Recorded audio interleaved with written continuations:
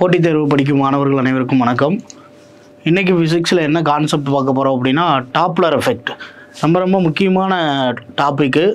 சவுண்டில் வந்து பார்த்திங்கன்னா ரிப்பீட்டட் கொஸ்டினாக கேட்கக்கூடிய ஏரியா எது அப்படின்னு பார்த்திங்க அப்படின்னா இந்த டாப்லர் எஃபெக்ட். டாப்லர் எஃபெக்ட் அப்படின்னா என்ன அப்படின்னு பார்த்திங்க அப்படின்னா, இப்போ ஃபார் எக்ஸாம்பிள் நம்ம ஒரு பைக்கில் போயிட்டுருக்கோன்னு வச்சுக்கோங்க. தூரத்தில் ஒரு ஸ்பீக்கர் பாட்டு பாடிட்டுருக்குன்னு வச்சுக்கோங்களேன். இந்த ஸ்பீக்கரை நோக்கி போக போக போக சவுண்டு இன்க்ரீஸ் ஆகிட்டே இருக்கும். ஸ்பீக்கரை விட்டு தாண்டி கொஞ்சம் தூரம் போக போக போக சவுண்டு டிக்ரீஸ் ஆகிட்டே இருக்கும். அப்போ சோர்ஸ்லேருந்து வரக்கூடிய சவுண்டோட ஃப்ரீக்குவன்சி சேமாக தான் இருக்கும். ஆனால் லிசனரை பொறுத்தளவு வந்து பார்த்திங்க அப்படின்னா அந்த ஃப்ரீக்குவன்சியில் ஒரு அப்பரண்ட் சேஞ்ச் உருவாகும். சரிங்களா, ஒரு மாற்றம் ஏற்படும். அதை தான் வந்து பார்த்திங்க அப்படின்னா என்னென்னு சொல்கிறோம் அப்படின்னா டாப்லர் எஃபெக்ட்.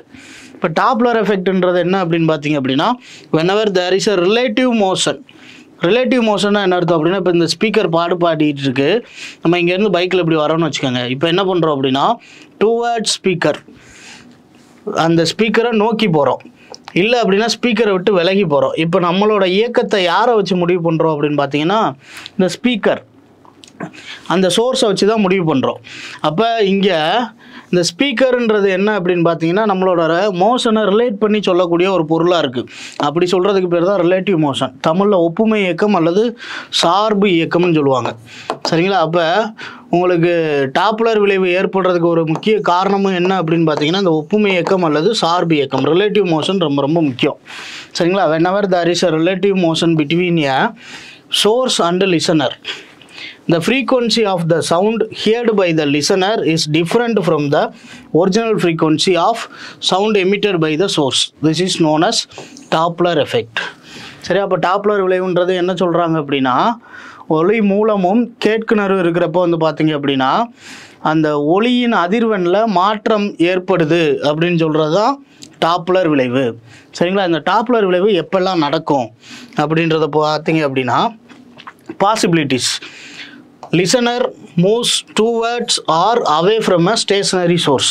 இப்போ நான் ஆல்ரெடி சொன்ன எக்ஸாம்பிள் தான். ஒரு ஸ்பீக்கர் இருக்குது அப்படின்னா கேட்குறவங்க என்ன பண்ணுறாங்க அப்படின்னு பார்த்தீங்க அப்படின்னா ஸ்பீக்கரை நோக்கி வரலாம், டுவர்ட்ஸ் ஆர் அவே ஃப்ரம், இதை விட்டு விலகி போகலாம்.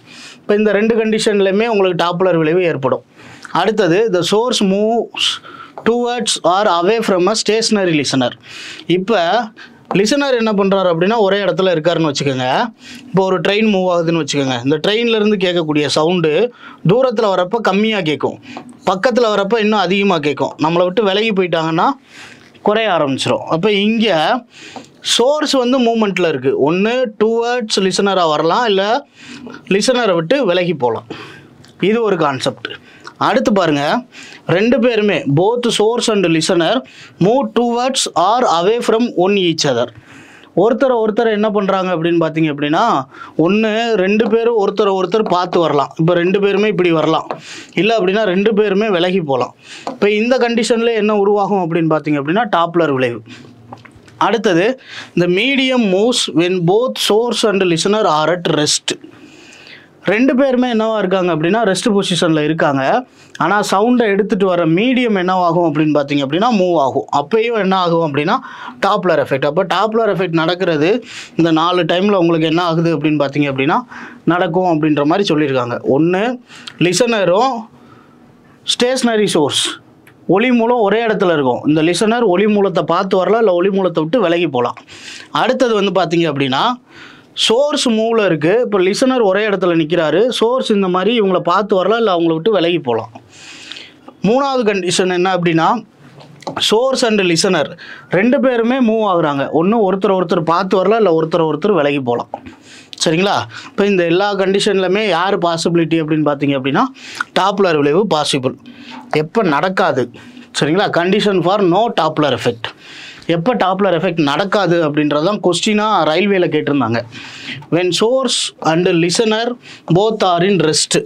ரெண்டு பேருமே ஒரே இடத்துல இருக்காங்கன்னு வச்சுக்கோங்க, அதுவும் ஓய்வு நிலையில் இருந்தாங்க அப்படின்னா கண்டிப்பாக என்ன நடக்காது அப்படின்னா டாப்லர் எஃபெக்ட் நடக்காது. அடுத்து ரெண்டாவதா when source and listener move in such a way that distance between them remains constant. ரெண்டு பேருமே ஒரே டிஸ்டன்ஸில் ட்ராவல் பண்ணுறாங்கன்னு வச்சுங்க. இப்போ ஃபார் எக்ஸாம்பிள் சோர்ஸ் இங்கே இருக்குது, லிசனர் இங்கே இருக்காங்க. ரெண்டு பேருக்கு இடையில இருக்கிற டிஸ்டன்ஸ் மாறாமல் ஒருத்தர் ஒரே டிஸ்டன்ஸ்லேயே மெயின்டைன் பண்ணி போகிறாங்கன்னு வச்சுக்கோங்க. அப்போ அங்கே என்ன நடக்காது அப்படின்னு பார்த்தீங்க அப்படின்னா டாப்லர் எஃபெக்ட் நடக்காது. அடுத்தது when source and listener are moving mutually perpendicular, ஒருத்தருக்கு ஒருத்தர் பெர்பெண்டிகுலராக போகிறப்பையும் செங்குத்தாக போகிறப்பையும் எது நடக்காதுன்னு சொல்கிறாங்க அப்படின்னா டாப்லர் எஃபெக்ட். அதுக்கப்புறம் if the source situated at the centre of the circle along with the listener is moving. இப்போ ஃபார் எக்ஸாம்பிள் சோர்ஸ் வந்து எப்படி இருக்குது அப்படின்னு பார்த்தீங்கன்னா, இப்போ ஒரு நடுவு பகுதியில் இருக்குதுன்னு வச்சுக்கோங்க, இந்த இடத்துல இருக்குதுன்னு வச்சுக்கோங்க. இப்போ இங்கேருந்து லிசனர் இந்த இடத்துல இருக்கார் அப்படின்னா, லிசனர் இப்படியே சர்க்குலர் மோஷனில் இருந்தாருன்னா உங்களுக்கு ரேடியஸ் என்ன ஆகாது அப்படின்னா மாறாது. எந்த இடத்துல பார்த்தாலும் ரேடியஸ் ஈக்குவலாக இருக்கும். அப்போ அதனால் உங்களுக்கு என்ன உருவாகாது அப்படின்னு பார்த்தீங்க அப்படின்னா டாப்லர் எஃபெக்ட் இந்த கண்டிஷனில் உருவாகாது. அப்போது ஒரு 4 கண்டிஷனில் டாப்லர் எஃபெக்ட் நடக்காது. எப்போயெல்லாம் வந்து பார்த்தீங்க அப்படின்னா லிசனர் அண்ட் சோர்ஸ் கேட்பவரும் ஒளி மூலமும் ஓய்வு நிலையில் இருக்கிறப்ப, ரெஸ்ட் பொசிஷனில் இருக்கிறப்ப கண்டிப்பாக என்ன நடக்காது அப்படின்னா டாப்லர் எஃபெக்ட் நடக்காது. அடுத்து ரெண்டாவதாக வந்து பார்த்தீங்க அப்படின்னா 2 பேர்த்துக்கு இடையில இருக்கக்கூடிய தொலைவு மாறாமல் இருந்துச்சு அப்படின்னாலும் நடக்காது. அடுத்தது 2 பேரும் ஒருத்தருக்கு ஒருத்தர் மியூச்சுவல் பெர்பெண்டிகுலரில் போகிறப்பையும் வந்து பார்த்தீங்க அப்படின்னா டாப்லர் விளைவு நடக்காது. அதுக்கப்புறம் if the source is situated at the centre of the circle, ஒரு நடுவு பகுதியில் வந்து பார்த்தீங்க அப்படின்னா உங்களுக்கு ஒளி மூலம் இருக்கிறப்ப நீங்கள் வட்டப்பாதையில் இயங்குறப்பையும் என்ன நடக்காது அப்படின்னு பார்த்தீங்க அப்படின்னா உங்களுக்கு டாப்லர் விளைவு ஏற்படாது.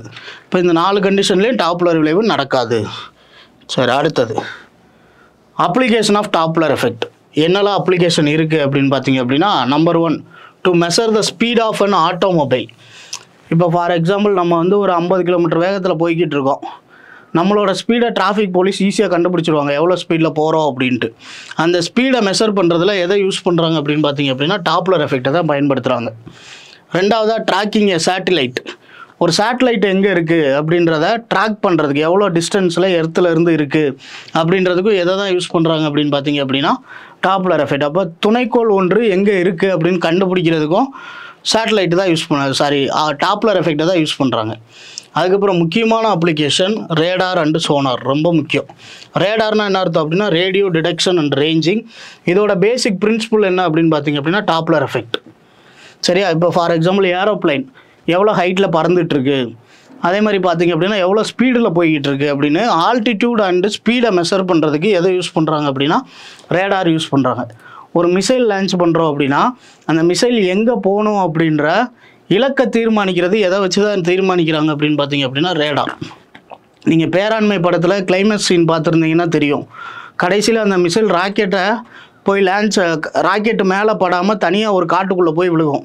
அப்படி விழுகிறதுக்கு அவங்க எதை தான் அட்ஜஸ்ட் பண்ணியிருப்பாங்க அப்படின்னு பார்த்தீங்கன்னா ரேடாரை தான் அட்ஜஸ்ட் பண்ணியிருப்பாங்க. அடுத்து சோனார்னால் என்ன அர்த்தம் அப்படின்னு பார்த்தீங்க அப்படின்னா sound navigation and ranging. Sound navigation and ranging இதை தான் என்னன்னு சொல்கிறோம் அப்படின்னு பார்த்தீங்க அப்படின்னா சோனார். சரிங்களா? இப்போ இந்த சோனாரை பொறுத்தளவு எங்கே யூஸ் பண்ணுறாங்க அப்படின்னா அதிகபட்சமாக கடல்களில் யூஸ் பண்ணுறாங்க. சரிங்களா? கடலுக்கு அடியில் ஏதாவது பனிப்பாறை இருக்கா, அதே மாதிரி பார்த்தீங்க அப்படின்னா மீன் கூட்டங்கள்லாம் எங்கே இருக்குது, அதுக்கப்புறம் வந்து பார்த்தீங்க அப்படின்னா உங்களுக்கு சப்மரைன்ஸ் நீர்மூழ்கி கப்பல்லாம் அதிகமாக எதை பயன்படுத்துகிறாங்க அப்படின்னு பார்த்தீங்க அப்படின்னா சோனார் யூஸ் பண்ணிகிட்ருக்காங்க. இது எல்லாமே டாப்லர் எஃபெக்டோட மெயினான அப்ளிகேஷன்.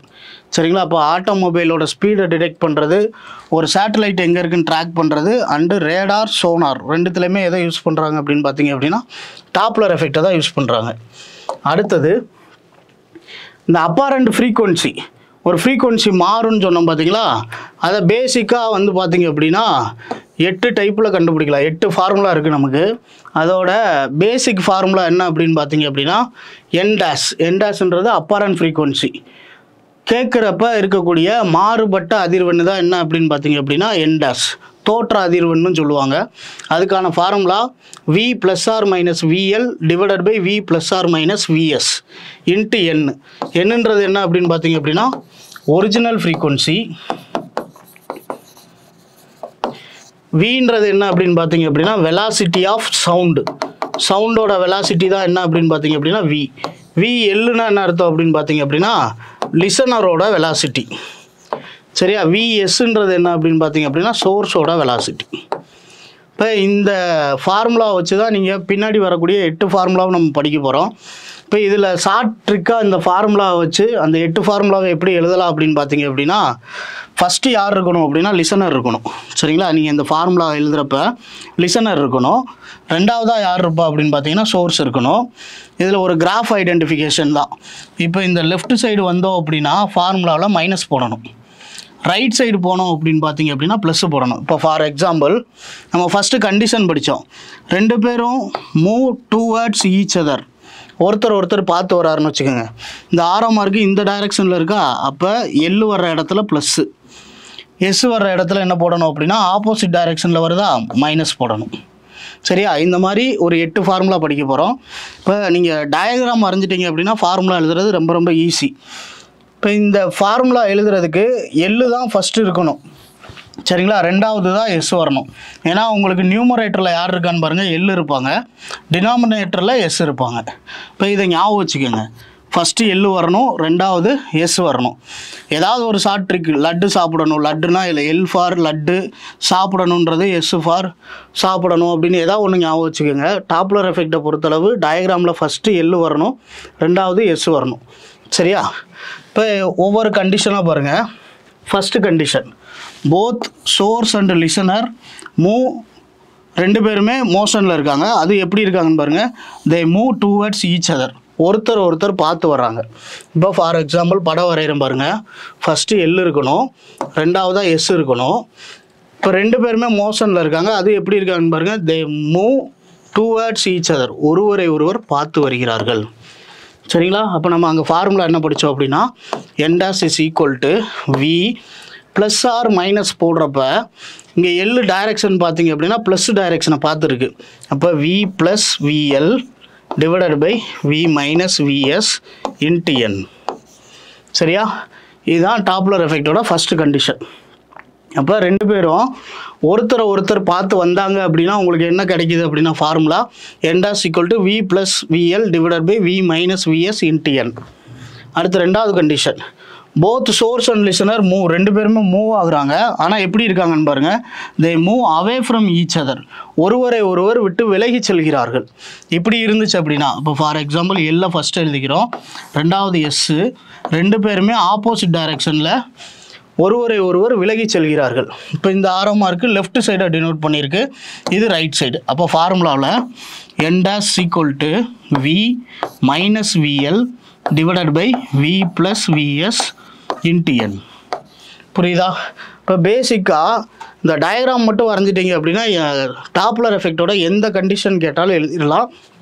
உங்களுக்கு NTPC எக்ஸாம்லேயும் ALP எக்ஸாம் ரெண்டுத்துலேயுமே டாப்லர் எஃபெக்டோட அப்பரண்ட் ஃப்ரீக்வன்சி ஃபார்முலா கேட்டிருக்காங்க. இந்த கண்டிஷனை கொடுத்து ஃபார்முலா கேட்டிருக்காங்க. அப்போ நீங்கள் இதை பேசிக்காக தெரிஞ்சு வச்சுக்கிட்டீங்க அப்படின்னா ரொம்ப யூஸ்ஃபுல்லாக இருக்கும். அடுத்த கண்டிஷன் பாருங்கள். Both source and listener are move. 2 பேருமே என்ன பண்ணுறாங்க அப்படின்னு பார்த்தீங்க அப்படின்னா மூவ் ஆகுறாங்க. They move one behind the other. ஒருத்தருக்கு பின்னாடி இன்னொருத்தர் வராரு. எப்படி வராருன்னு பாருங்கள். Source follows the listener. இந்த ஒளி மூலம் என்ன பண்ணுது அப்படின்னு பார்த்தீங்கன்னா லிசனரை ஃபாலோ பண்ணி வருது. இப்போ டயக்ராமில் 2 சைடுமே என்னவா இருக்குன்னு பாருங்கள், லெஃப்ட்டை டினோட் பண்ணியிருக்கு. அப்போ ஃபார்முலா எப்படி மாறும் அப்படின்னா n dash equal to v minus vl divided by v minus vs into n. சரியா? இப்போ அடுத்த கண்டிஷன் பாருங்கள். Both source and listener are move. 2 பேரும் மூவ் பண்ணுறாங்க. They move one behind the other. இதே கண்டிஷன் தான், ஆனால் எப்படி பண்ணுறாங்கன்னு பாருங்கள். Listener follows the source. Listener என்ன பண்ணுறாங்க அப்படின்னு பார்த்தீங்கன்னா சோர்ஸை ஃபாலோ பண்ணி வராங்க. அப்போ இப்படி வரையில் பார்த்தீங்க அப்படின்னா டைரெக்ஷன் ரெண்டுமே ரைட் சைடில் இருக்குது. அப்போ ஃபார்முலா பார்த்தீங்க அப்படின்னா n dash equal to v plus vl divided by v plus vs into n. சரியா? இந்த 8 ஃபார்முலாவும் உங்களுக்கு CBSE புக்லேயும் கொடுத்துருக்காங்க, அதே மாதிரி ஸ்கூல் புக்கு SCRT புக்லேயும் கொடுத்துருக்காங்க. 8 ஃபார்முலாவும் நீங்கள் மனப்பாடம் பண்ணிங்கன்னு வைங்களேன், எங்கே ப்ளஸ் வரும் எங்கே மைனஸ் வரும்னு மறந்து போயிடும். இப்போ மேக்ஸிமம் நீங்கள் என்ன பண்ணுங்கள் அப்படின்னா இந்த கான்செப்டை கற்றுக்கிட்டு டயக்ராம் வரைஞ்சி ஃபார்முலா எழுதுறீங்க அப்படின்னா எப்போயுமே மறக்காது. இப்போ இதில் பாருங்கள், சோர்ஸ் அட் ரெஸ்ட்டு. இந்த சோர்ஸ் ரெஸ்ட்டில் இருந்தாங்கன்னா இவங்களோட வெலாசிட்டி விஎஸ் என்ன ஆயிரும் அப்படின்னா 0 ஆயிரும். அடுத்து லிசனர் மட்டும்தான் மோஷனில் இருக்கார். இப்போ லிசனர் மோஷனில் இருக்கப்போ என்ன நடக்குதுன்னு பாருங்கள். லிசனர் மூவ்ஸ் டுவர்ட்ஸ் த சோர்ஸை பார்த்து என்ன பண்ணுறாரு அப்படின்னு பார்த்தீங்கன்னா லிசனர் மூவ் ஆகுறாரு. இப்படி இருந்துச்சு அப்படின்னா V plus VL divided by V மட்டும்தான் வரணும். ஏன் அப்படின்னா விஎஸ் என்னவாயிரும் 0 ஆயிரும் into N equal to N dash. புரியுதுங்களா? அப்போ இங்கே சோர்ஸ் வந்து ரெஸ்ட்டில் இருக்கிறதுனால அவங்களோட வெலாசிட்டி 0. அப்போ விஎஸ் ஈக்குவல் டு 0. அடுத்தது பாருங்கள், சோர்ஸ் அட் ரெஸ்ட்டு. இப்போயும் சோர்ஸ் ரெஸ்ட்டில் தான் இருக்கார்.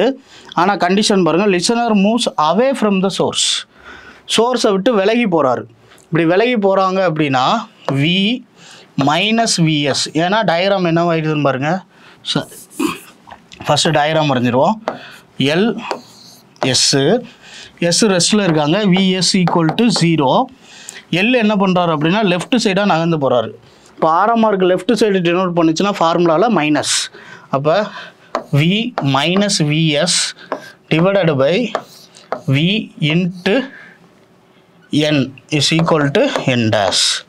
புரியுதுங்களா? இப்போ இங்கே formula V minus VS divided by V into N. அடுத்தது லிசனர் அட் ரெஸ்ட். லிசனர் இப்போ என்ன ஆகிட்டார் அப்படின்னு பார்த்தீங்க அப்படின்னா அப்போ இங்கே விஎல் ஈக்குவல் டு 0.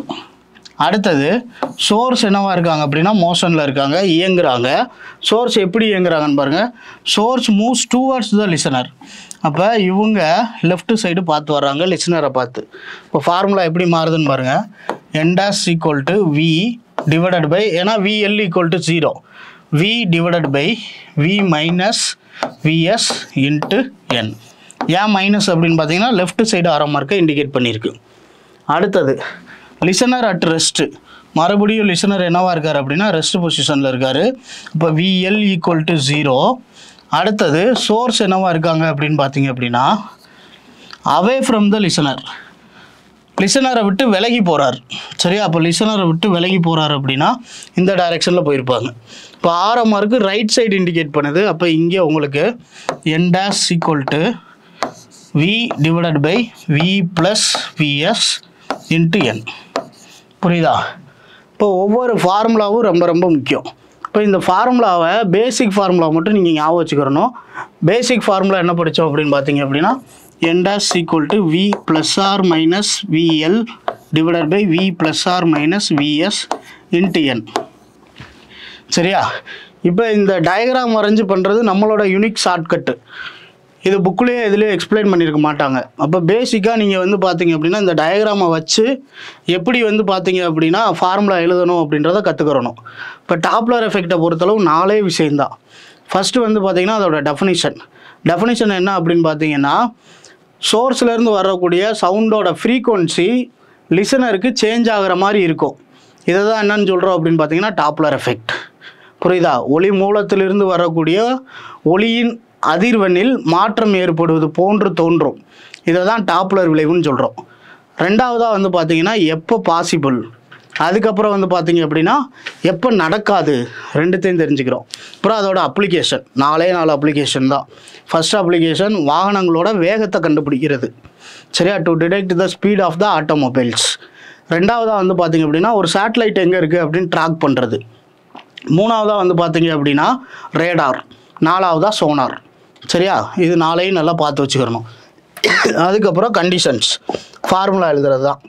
சரிங்களா? அப்போ ஃபார்முலாவுக்கு basic formula N dash equal to V plus R minus VL divided by V plus R minus VS into N.